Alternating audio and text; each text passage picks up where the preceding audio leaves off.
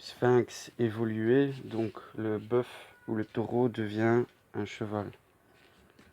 Nous savons l'importance aussi du cheval dans les mythologies comme Pégase, le cheval ailé.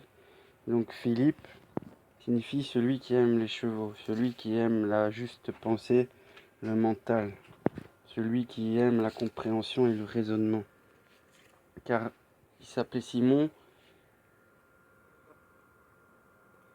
fils de Jean, tu t'appelleras Képhra, ce qui veut dire Pierre. Nous y trouvons aussi André qui veut dire l'homme, de andros en grec, l'homme, ce qui est masculin. Nous avons Nathanaël, et ça veut dire don de Dieu. Donc, et Jésus fait une louange à Nathanaël dans ce passage. Donc l'âme qui fait une éloge au don de Dieu, qui est donc l'esprit et la vie. Donc l'âme qui s'identifie avec l'esprit supérieur, plutôt qu'avec l'apparence du visible et du tridimensionnel. Dans l'essence plutôt que l'apparence. Donc l'âme qui s'identifie à l'essence plutôt qu'aux apparences. Et nous comprenons également que nous retrouvons Israël. Israël composé de 5 lettres comme le mot Yeshua, donc le pentagramme de l'homme, la volonté régissant les membres ou les 4 éléments, et ainsi que les 5 sens. Et nous retrouvons dans le mot Israël, donc Ishraël. Israël voudrait dire celui qui lutte avec Dieu, ou celui qui est avec Dieu, ou également Dieu est fort, Dieu triomphe. Mais si nous regardons bien, celui qui lutte avec Dieu, c'est Jacob. Jacob, c'est l'allégorie quand son nom est changé en Israël.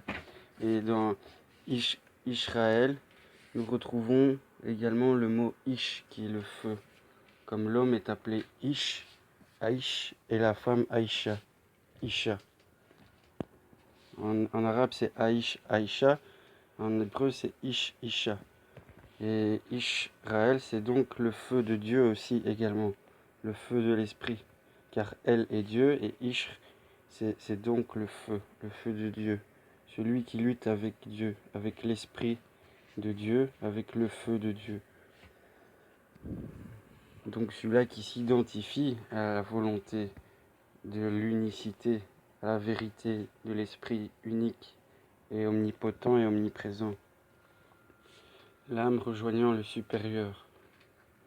Donc nous comprenons bien, et justement dans l'allégorie du processus psychochimique sur la vidéo que je vous parle, que j'ai fait il y a quelques mois, vous pouvez retrouver aussi un passage allégorique avec Israël, justement, et sa signification en rapport avec la glande pinéale, et l'endroit où il dit qu'il a rencontré Dieu. Il a rencontré Dieu à un endroit qui se nomme Péniel.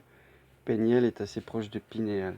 Nous savons également au Vatican, à Rome, le nombre de pommes de pin qui sont sur la place également, représentant cette glande pinéale calcifiée actuellement dans la majorité des humains que nous connaissons, et nous également. Donc la décalcification, l'ouverture du processus psychochimique se fait par la purification corporelle, la régénération animique, et donc l'identification à l'unicité spirituelle. Comprenez donc que Nathanaël, c'est le don de Dieu, et je vous ai dit le dernier mot qui était donc également Israël. Et dans Israël, ce qui est intéressant, nous retrouvons Is, qui est en rapport avec Isis, Ra, qui est en rapport avec la divinité égyptienne du soleil, et El, qui est le dieu hébreu. C'est intéressant. Donc nous avons 3 termes que nous pouvons identifier dans ce mot simplifié, car en hébreu, il comporte 5 lettres. Donc nous avons encore un endroit à regarder qui est Nazareth. Au passage, Bethléem signifie la maison du pain. Et donc la maison du pain est en rapport également avec le plexus solaire, donc avec tout ce qui est appétit. Et c'est également par le plexus solaire que l'homme capte l'énergie éthérique ambiante et certains courants de pensée ainsi que d'images flottant dans les mirages ambiants.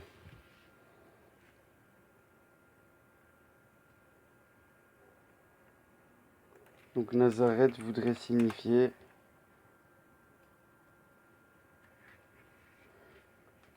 celui qui observe, celui qui garde, de Nazar.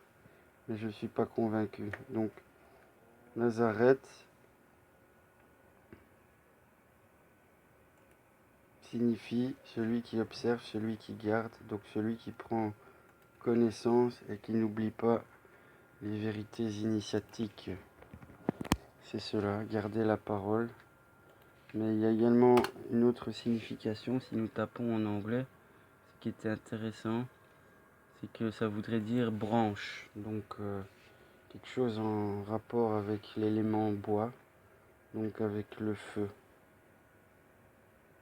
mais aussi avec le verbe garder, surveiller. Donc c'est comme une tour de garde également, ou une place. Donc Nazareth, l'endroit de la surveillance. Donc le rapport est dans la compréhension allégorique de la retenance de l'initiation et de ce qu'on apprend à développer dans notre expansion de compréhension et de perception spirituelle. Voilà, vous avez donc quelques complémentarités sur l'étymologie symbolique de certains aspects dans ce passage du chapitre de l'évangile de Jean. Et un dernier mot, c'est donc de regarder ce que Moïse signifie aussi. Comme ça, vous aurez tous les mots. Donc Moshe, qui voudrait également dire délivrer. Parce que Moshe, c'est proche de Masha, donc le Messie. Donc Moïse et le Messie, c'est les mêmes lettres. C'est donc Mem, Shin et He, ce qui donne donc 345. 345, et c'est le résultat, donc 3, 4, 5, ça nous donne 12. 12 rapports zodiacales à la sphère céleste. Et nous avons également 3 fois 4, ça fait 12, fois 5, nous avons 60. Nous avons 6, nous avons 2 fois 3. Donc le sceau de Salomon, l'hexagramme ou l'étoile à 6 branches, l'équilibre polarisé de la lumière créatrice. Donc voilà, vous avez ce rapport-là également avec Moshe et Masha, qui sont donc le même terme. Donc nous disons souvent dans la Bible que Moïse était la première loi et que le Christ est la seconde loi, étant donné que Messie et Moïse ont la même racine étymologique. C'est compréhensible que un était le dispensateur symbolique de la doctrine de l'ère des béliers, de la loi, de la Torah, de la Rota, car Torah, Rota, c'est la même chose, la roue et la loi, et le tarot également. Et nous comprenons donc qu'il y a ce rapport au fait que Jésus est le Messie de la nouvelle ère, de l'ère des poissons, et que viendra le prochain Moshe ou Masha, qui sera celui de l'ère du Verseau, le 10e avatar, qui sera, selon l'hindouisme, l'avatar de Vishnu, qui sera après Krishna, Kalki. Donc voilà, qui sera monté sur un cheval blanc également. Cheval blanc représentait la pensée pure. Voilà, la pensée pure, le mental, la raison saine, la raison compréhensive de la réalité universelle et cosmologique. Bien à vous, chers amis. Vous savez aussi que l'avatar, avant que je finisse, donc l'avatar du Kali Yuga qui est Kalki, est monté sur un cheval blanc. Et il a une épée flamboyante comme le Christ dans l'Apocalypse, le glaive aux 2 tranchants, et pour combattre les Danavas qui sont les démons. Voilà, épée flamboyante qui est la raison, la parole, donc le mystère de la vibration électromagnétique et du pouvoir de la pensée créatrice aidée du verbe. La pensée, le verbe et la réalisation. Les trois aspects, hein, comme toujours. Voilà, donc je voulais vous préciser cela et je vous remercie, hein, en tout cas. Et avant, encore quelque chose à dire sur l'étymologie parce que ça fluctue dans ma tête. C'est que le nom Kalki est une métaphore pour l'éternité ou le temps. Et en sanskrit, son sens est à rapprocher des concepts de la souillure qu'on nomme Kalka et du temps qu'on nomme Kala. Comme Kali est aussi en rapport la déesse sanguinaire et temporelle, donc du temps, de dissolution et d'impureté.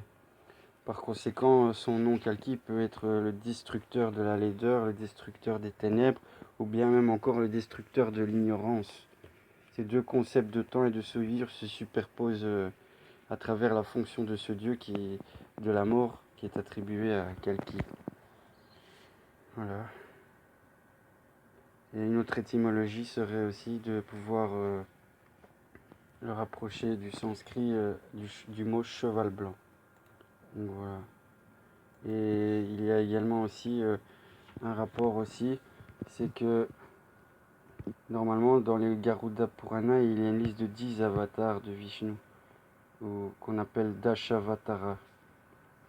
Et parmi lesquels Kalki est le 10e et le dernier, mais dans le Bhagavad Purana, on donne une liste de 22 avatars de Vishnu, puis on en ajoute 3 de plus pour un total de 25. Donc Kalki est le 22e avatar de cette liste. Intéressant parce que le 22 se retrouve dans les chapitres de l'Apocalypse et avec l'hermétisme des arcanes tarotiques. Et donc nous en reviendrons sur cet aspect de Kalki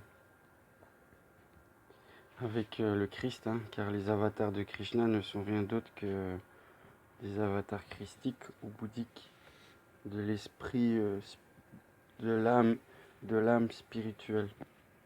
Donc de l'âme pleinement consciente de sa réalité, autant subjectif que objectif.